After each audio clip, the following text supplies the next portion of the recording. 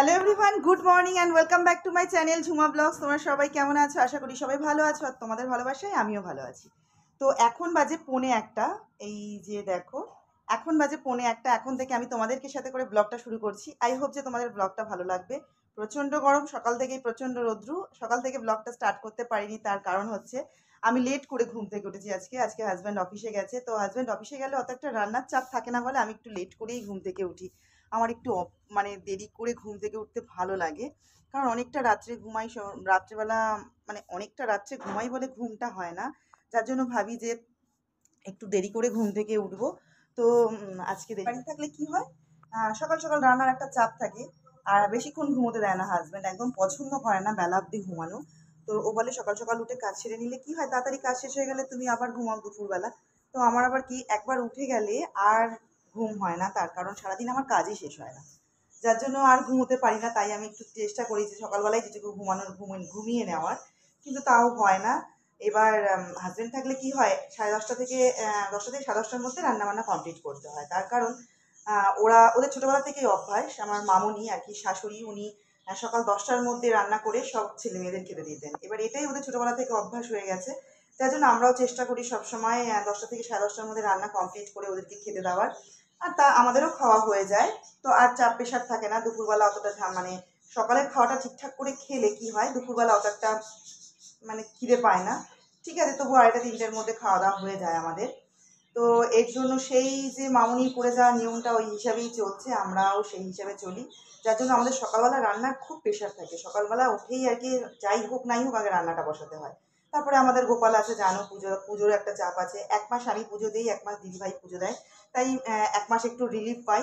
দিদিভাই যখন ঠাকুর ঘরে থাকে তখন একটু চাপটা কম থাকে, তখন আবার কি বলতো, আমি একটু রিল্যাক্স পাই, একটু ধীরে সুস্থে কাজ করতে পারি। কিন্তু যেই মাসে আমার পুজো থাকে একদম নাকে মুখে অবস্থা হয়ে যায়, মানে হাজবেন্ড না থাকলে আমি একটু রিল্যাক্সে থাকি, সারাদিন একটু রেস্ট করি, একটু ধীরে ধীরে কাজ করি, মানে চাপ থাকে না মাথায়, একটা টেনশন থাকে না। কিন্তু হাজবেন্ড থাকলে টেনশন থাকে, তাড়াতাড়ি করে এটা করো, ওটা করো, সেটা করো, 12টার মধ্যে সব সারো, এসি চালাবো।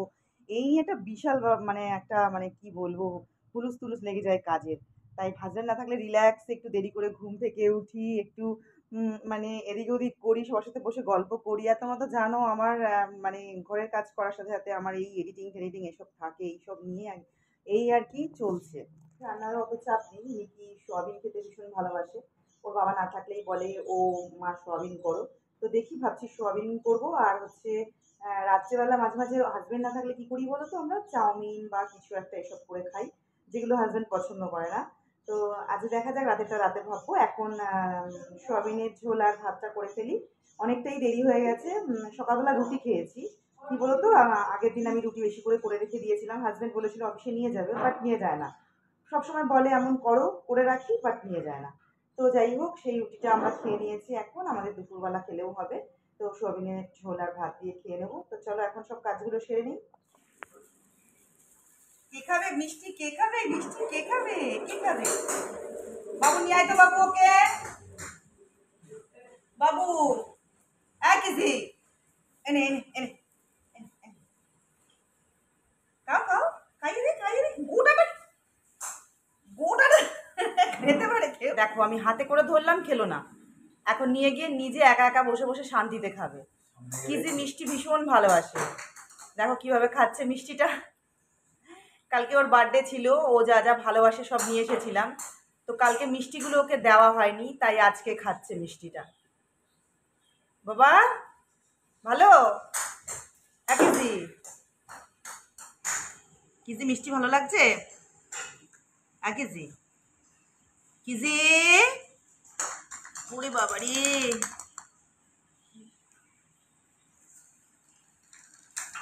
কেজি হয়ে গেছে খাওয়া। কালকে ও যা ভালোবাসে, কিজি যা যা ভালোবাসে সব আনা হয়েছিল। তো তার মধ্যে ও আইসক্রিম খেতেও ভীষণ ভালোবাসে, দেখো ওর জন্য আইসক্রিমও আনা হয়েছিল, বাট এখন ও খায়নি, পরে খাবে। আর হচ্ছে মিষ্টিটা এখন একটা দিলাম, আর পরে আরও আছে, দুটো দিয়ে দেবো। কালকে যে কেক কাটা হয়েছিল সেই কেকও একটু আছে। বাবু খাবি কেক? নে খা, নে না, পরে কেন, এখনই নে, আয়। আয় বাবু আয়।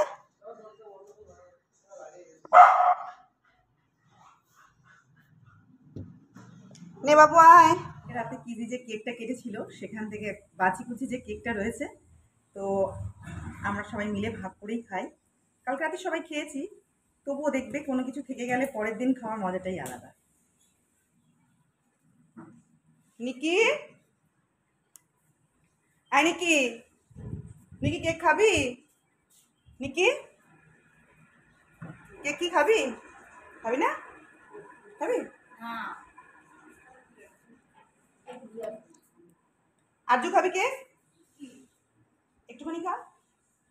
আয় তারা দিচ্ছি, আয় কেটে দি, দাঁড়া একটু, আমি একটু নিই, তোকে একটু দিই। নে নাও, এটা তুমি নিয়ে নাও।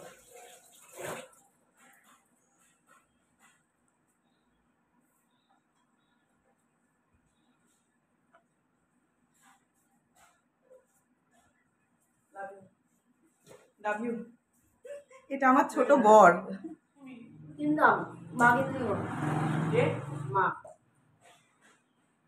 দাদুকে বলেও দিয়েছে নিয়ে আসতে, নিয়েও আসতে। এত রৌদ্রু, গাছগুলোর জন্য আমার ভীষণ কষ্ট হয়। যখন জল দিই তখন গাছগুলোকে ভালো করে জল দিয়ে ওপরগুলোও ভিজিয়ে দিই পাতাগুলো। আর কি বলতো, গাছের গোড়াগুলোতে না অনেক অনেক আগাছা ওঠে, সেগুলোকে পরিষ্কার করে নিচ্ছিলাম। এই যে গাছটা দেখছো, এই গাছটার নামটা আমি জানি না, বাট এইটা হচ্ছে বট গাছ। দেখো কি সুন্দর ছোট ছোট পাতাগুলো, কি বট যেন বলে এটাকে। আমার মাসি শাশুড়ি বাড়িতে বেড়াতে গেছিলাম, তো ওনাদের বাড়িতে ছিল গাছটা, তো আমাকে বলছে ঝুমা ডাল নেবে, আমি বললাম দাও। তা আমি নিয়ে এসে লাগিয়েছি। আমার হাতে লাগানো গাছ অন্তত মরে না, বেশ ভালোই মানে হয়েছে গাছটা। আমি আবার ওই গাছ থেকে ডাল ভেঙে আর একটা গাছে লাগিয়েছি, মানে আর একটা ওই গোড়া দিয়ে আরেকবার লাগিয়েছি, তো সেটাও বেঁচে গেছে। দেখো এটা হচ্ছে পুরো গামলাটাতেই তুলসীর চারা উঠেছে। গাছটাও তুলসী, সেখান থেকেই বীজ পড়ে তুলসীর চারা হয়েছে, আর আগাছাগুলো হয়ে পুরো ভরে গেছে। যার জন্য আমি কি করছি, আগাছাগুলোকে তুলে ফেলে দিচ্ছি। প্রচণ্ড রৌদ্রু, বেশিক্ষণ বাইরে দাঁড়ানোই যায় না, শুধু গাছগুলোকে জল দেওয়ার জন্যই আমি এই টাইমে বাইরে যাই।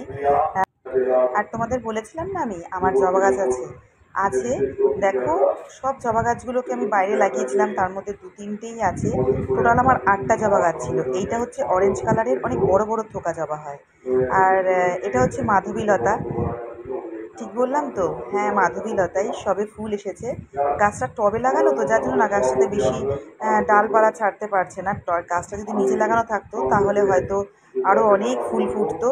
তবে গাছটা আমি নিচেও নিতে পারছি না, কারণ পুরো দড়ি দিয়ে ওপরে বাঁধানো, নিচ অব্দি গোড়াটা নিলে ছিঁড়ে যাবে। যার জন্য গাছটার কোনো গতি আমি করতে পারছি না। বাট যখন ফুল হয় না, আমার ভীষণ ভালো লাগে। ছোটোবেলায় আমরা এই ফুলের পাপড়িগুলো দিয়ে না নখ বানাতাম, নখ বানিয়ে খেলা করতাম। তোমরা কারা কারা এইরকম নখ বানিয়ে খেলা করেছো আমাকে কমেন্টসে জানিও। তো বাড়ির সব কাজ কমপ্লিট হয়ে গেছে। হাজব্যান্ড থাকলে একটু দেরিই হয়, বাড়িতে থাকলে তাড়াতাড়ি সব হয়ে যায়। তো আমি সমস্ত কাজ সেরে নিয়েছি, এবার স্নান করে খাওয়া দাওয়া সেরে নেবো।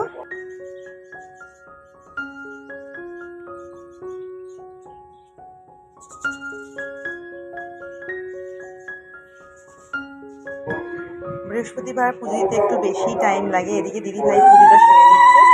তো